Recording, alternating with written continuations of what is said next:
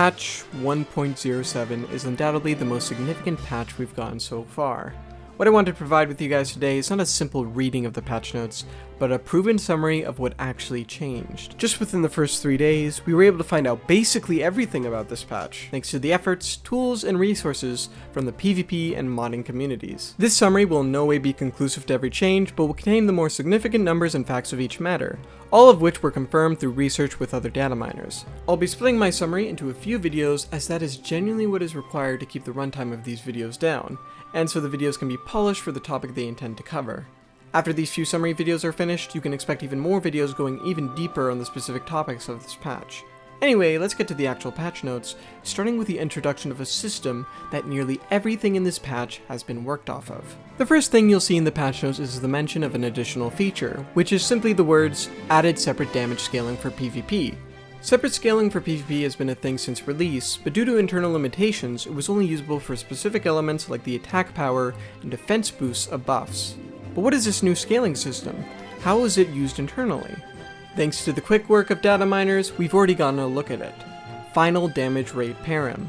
Entries of this param can be referenced by various weapons, skills, spells, and their attacks to specifically modify different types of damage when received in PvP interactions, which even excludes combat with player-like NPCs.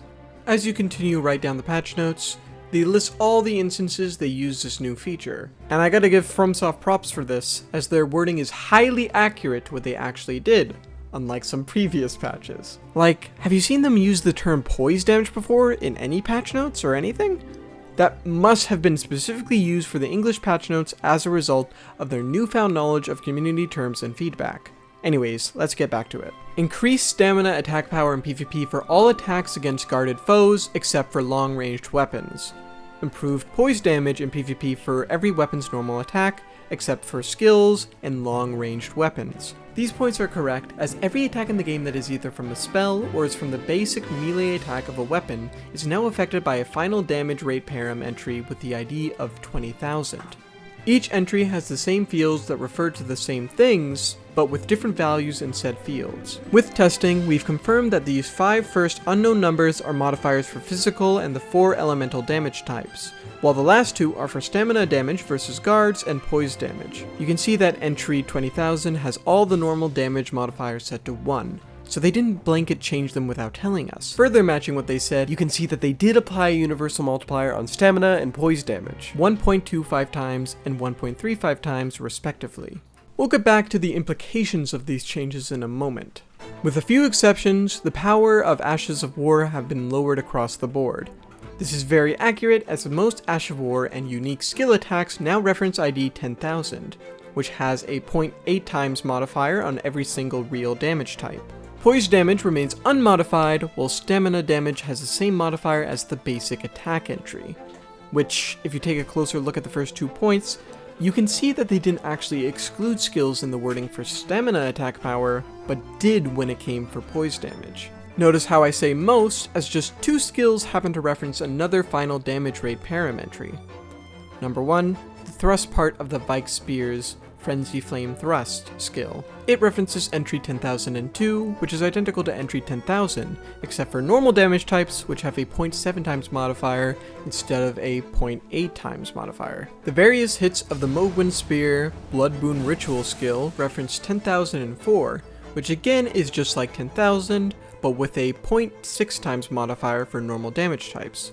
This may seem to be in contradiction with what they say about the skill later in this article, but keep in mind that those statements are outside the PvP exclusive balance adjustment section, so when they say damage is unchanged, it only means that they didn't change its damage before it goes through the final damage rate param. Keep in mind how much they want to clarify that most of the changes in this patch are for PvP, but that they are not intended to affect the known PvE experience. In terms of the "with a few exceptions" part, that seems to refer to skills that had large increases in their stats between various damage types, which completely counteract the PvP modifier. So they're just telling you not to be surprised if something stated to go up in attack power in the non-PvP exclusive sections ends up still doing more or the same in PvP. However, I'm yet to find anything that this is the case for. Most things don't seem to nearly negate the 0.8 times modifier even if their attack power was put up. The power of the following incantations in PvP has been decreased: They go on to list nearly every dragon spell that uses either the same Dragonfire or Dragonfire from above animation with unendurable frenzy on top of it. This is accurate as these spells don't use the standard stamina and poise attack power increase modifier entry that all other spells do, but a modified one of ID 20001, which has a 0.8 times modifier on normal damage types. So effectively, it's just what they said. It has all the PvP changes that all other spells got, but with an additional damage reduction of 20% in PvP. These spells seem to have been targeted as they are of a certain type that aren't necessarily problematic in theory, but the moment you introduce a situation that doesn't allow either interruption of the user's cast or a means of escape, it can often leave a situation where players quite literally combo to death full to zero. Especially with the buff of Endurance Duration, you can easily entrap people into situations where this is guaranteed. What the gamer didn't know at the time of voicing this was that the developers would release hotfix for Endure less than 2 weeks after the patch 1.07 came out. Which was basically a surprise for everyone, as they haven't done a quick hotfix patch for major PvP balance issues like this before. Or you can use the tried and true method of ganking to protect your cast. With some of these spells, you can still do enough damage to take players full to zero with them left with no options after the first hit. So the changes are certainly not enough. I'll discuss this further in a separate video, but something more thoughtful needs to be done for these sorts of spells. So beyond that, we have not found anything else that has been modified to do more or less damage in any types in PvP specifically. There are a couple unused entries in between the used ones, such as 10,001, 10,003, 5, and 6, each having less and less normal damage modifiers at decrements of 0.05. Like they said earlier in the article, in the future, this feature may be used to balance weapons, art, spell, and incantation in invading/PvP mode. So we can expect these existing entries to be used in later updates, and for more specific entries to be put in later for whatever their balancing demands. But this update is barely just these blanket PvP exclusive modifiers. Especially in the case of Poise, there were so many adjustments that, while technically affecting PvE too, are especially consequential in PvP, and were undoubtedly inspired by player-made suggestions regarding Poise. You see, ever since release, I felt that the way Poise was implemented for PvP was far from what was intended. Basically anything that seemed like it probably should be guaranteed to stun you when you're doing nothing but standing still, dealt 100 Poise damage, in both PvE and PvP. Light weapon heavy attacks, light attacks with great swords, numerous spell and skill effects, all did exactly or just above 100 Poise damage, almost as if they were designed to only be tanked while emboldened by hyperarmor or special effects. As the lack of speed, commitment, and length of recovery meant that it didn't really make any sense for these sort of attacks to be able to be passively poised in a PvP situation. If they are, the fundamentals of PvP Souls players know just becomes unresponsive, and the gameplay falls apart into either a DPS contest or a passivity fest where it's completely impractical to try and combo off of anything. And if it weren't for that one talisman, the Bull Goat Talisman, this wouldn't be the case. The Bull Goat Talisman decreases incoming poise damage by 25%, which is communicated to players by multiplying the in-menu poise value by the inverse of that value, about 1.33 times. For cases of passive poise, the calculations all add up, even if it isn't truly what you have. So that's why they were likely fine going for it. But it seems they overlooked its effect on hyperarmor, as things get wonky with it. We'll talk about that later in a more dedicated video on Poise. Anyways, the effect of this talisman made the max achievable value a whopping 133 Poise, which was quite absurd as it allowed you to tank even great weapon heavy attacks, that for reference on release of the game demanded far more commitment than they ask now. If you looked at their poise damage modifiers as well, you would have noticed that the uncharged heavy attacks start to do not much more than their light attack counterparts, the moment the values would start going over 100. From 2 times on light weapons like straight swords, to 1.1 times on weapons like great swords, and 1 times on Colossals, which makes it really, really clear that it doesn't seem like you were meant to go above 100. It's almost as if they implemented this separately from the overall design decisions and discussions around balancing poise in PvP, similar to the way armor poise was balanced, which felt like it was not done proportional to weight, but was rather done in a way that put armor sets into distinct categories. This and many other issues with Elden Ring's PvP poise balance was detailed in an article I wrote with Gabri on the Elden Ring PvP.net feedback website. We also wrote multiple ways they could overhaul Poise, and delightfully for us, they took many of our explanations and suggestions to heart. I'll have a separate video going point by point over that article and its suggestions, and how it certainly affected their own changes, as well as a more central video where I'll reflect on the success of the feedback website project, crediting everybody involved and discussing where we should take things from here. But with all that exposition out of the way, let's actually summarize the overall changes to Poise, which all but solve the issues I've just laid out to you guys. First, like I explained earlier, the patch notes are correct in saying that any non-skill, non-consumable melee attack, as well as all spells, melee or ranged, now have universally increased Poise damage in PvP. That modifier is 1.35 times, so Poise damage numbers of these attacks in the data will always need to have this modifier applied to get the final number effective in PvP. That's why in PvP, 100 Poise isn't really 100 Poise anymore. It's more like the new 74 Poise, and 133 Poise is the new 100 Poise. You see, at 133 Poise, melee or spell attacks that do at or above 100 Poise damage now have the ability to break you in a single hit, such as a greatsword one-handed light attack or a straight sword's one-handed heavy attack. There is no way to poise these attacks anymore outside of hyperarmor or special statuses like Endure. This was basically their way of correcting for the issue of Bulgo Talisman in PvP, without eliminating the achievable level of poise that players are familiar with in PvE. It's definitely a much higher effort way of doing things than I would have expected of them at this stage, but it certainly is one that mostly satisfies the fundamental issue that was the over 100 poise problem. Just to make things clear, here's a list of attacks that this modifier does apply to. Any melee attack that isn't from or enabled by a skill. Any spell, including ones that fire projectiles, and example attacks that it does not apply to. Projectiles generated innately from a weapon's unique non-skill attacks, such as the heavy attacks on Wing of Estelle or Frozen Needle. Projectiles shot from bows, grape bows, ballistas, or crossbows. Any attack or projectile that is from a skill or enabled by a skill, with the exception of the torch attack, because it is just the weapon's heavy attack.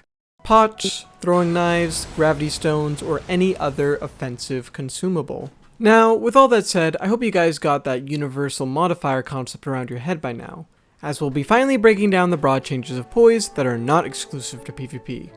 Number 1.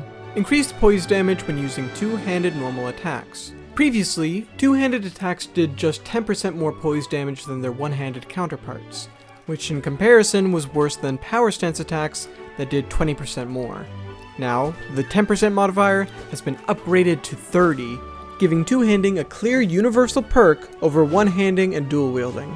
This is especially clear for light weapons, which are now the only melee weapons that can be passively poised. Increased poise damage of hammers, great hammers, and colossal weapons. The base poise attack rating of each of these classes has been increased, which includes every single member weapon of the class, except in the case of Colossals, as indicated by that sum. Hammers had a base value of 6 internally, which translates to 60 in in-menu numbers. Great hammers had a base value of just 6.5, while Colossals varied, some having 6 and some having 7. Now, every single Colossal with a value of 7 was upgraded to 8, but for some reason those other Colossals were left behind, which is quite unusual as those Colossals don't really have enough of a distinct moveset or other difference that would really justify that. The weapons which were left with a value of 6 are Duelist Great Axe, Rotten Great Axe, Giza's Wheel, Golem's Halvard, Axe of Godfrey, and Dragon Greyclaw. Note that these base values are not exactly representative of the final poise damage of a weapon's basic attacks, as heavier weapons tend to have a much higher modifier value than light weapons do. For example, colossal weapons have a multiplier on their one-handed light attack of 2.4 times, while a straight sword has a multiplier of 1 times and a base poise attack value of 5. So it's really only a concern on skills that share a poise modifier between lighter and heavier weapons. For example, in the current patch, you could tank the first hit of Waves of Darkness used with Golem's Halvard with just 60 poise, as that hit only has a 1 times modifier. And since it's a skill, it wasn't even boosted by the universal modifier introduced into this patch. Regardless, it will be interesting to see how all 3 of these big bonking classes perform with these boosted base values. The poise rating of some attacks has been increased for the following weapons. great swords, colossal swords, curved great swords, great axes, great hammers, great spears, halberds. I'll save the in-depth explanation for a separate Poise video, but basically it has been a problem and continues to be where the Poise formula for hyperarmor, or Poise that is granted by attacks of heavier weapons, is completely busted. If you have more than 2 times the amount of Poise passively that you gain from a particular attack actively, your effective Poise during the attack is actually lowered. So for example, pre-patch at above 60 Poise using a one-handed greatsword would be more effective at tanking attacks than a two-handed greatsword. For this patch, they didn't fix the formula yet, but they did pump up all the hyperarmor weapons-based Poise health to a point where this is indeed very rare. You need first to not use the bull goat at all. You need to either go above 78 Poise or 88 Poise with the halberd or a great weapon respectively, and you need to be using a light attack modified by running, jumping, crouching, rolling, or backstepping. Once you've met all those parameters, the hyperarmor of that attack that comes out may have some negative returns. This is due to a weird interaction with a Bullgo talisman that lowers the impact of the passive Poise penalty during hyperarmor, but what you need to know is hyperarmor Poise breakpoints are lower when using the Bullgo talisman, compared to if you were to get that same amount of Poise appearing in the menu with armor alone. So if you plan on utilizing hyperarmor, utilizing the Bullgo talisman may often be the most optimal. I'll provide a link to the hyperarmor Poise calculator in the description once it's updated. You can use it to basically determine anything about Poise trades in the game, with or without Bullgoat. I'll also quickly provide you with what the base innate Poise has been upgraded from and to on each of these classes so you can get a good idea of how relatively stronger they are. Keep in mind that these adjustments are also largely weighted on the fact that both the universal Poise damage increase and the two-handed Poise damage buff are both a thing. Also, if you want to try and calculate a breakpoint yourself, simply adding this to your passive Poise will give you a wrong answer. You'll need to use this formula, which is why I said you should use that calculator I'm going to link. You can also wait for my own video explanation. With some exceptions, Poise of all armor has been increased. All but the highest Poise armor sets have had their Poise rating rebalanced to be more tied to their weight. However, the amount of Poise per weight unit is rather inconsistent, as armor sets seem to arbitrarily vary between giving about 1.4 and 2.2 Poise per weight point. Again, we're still figuring out these things with Poise breakpoints and all, but it may end up being the case that heavy armor is still too optimal, and that trying to go anything below certain breakpoints is shooting yourself in the foot. For example, one thing that's already been, but looks to be particularly nasty with this update, is the two-hand thrusting sword, which you now need a whole 71 Poise to tank any of its light attacks, which includes even this one. Thanks to StochasticGD's research, it has also been shown heavy armor is heavily favored in this game when it comes to damage due to the ineffectivity of flat defenses in Elden Ring. Even light and hard to react to attacks from carry and slicer, katanas, thrusting swords, and other light weapons do enough damage for the game's damage calculations to largely negate defense effectiveness, which was not the case in Dark Souls 3. However, across the series, their calculations for damage and defenses were pretty bad in the first place. Elden Ring just puts a magnifying glass on the issue. We'll have to do a separate video on the problem of damage and defense calculations to go into this further. For now, I'm gonna link the VOD of a Twitch stream he did a while back, breaking a bunch of this down. Alright, that's been quite a bit I've explained, but there's still way more to go into. In the next video, I'll go onto the subject of how they handled the issue of guarding. Just like the issues of raw damage and Poise, they certainly based a lot of their changes off of the suggestions from our feedback articles on the EldenRingPvP.net feedback website, specifically the Guarding Lacks Counters article. However, while I think they did a pretty good job, there are still fundamental issues left unanswered for. Look forward to videos going over the individual changes to spells and skills as well, as those are exciting and I have endless things to comment about when it comes to it. And holy shit! Did you see they actually fixed some of the input drops I uncovered and whined about some months back? Gonna have to talk about that too. Anyways, thanks for watching, and thanks to my patrons on screen as well. I'll see you guys soon.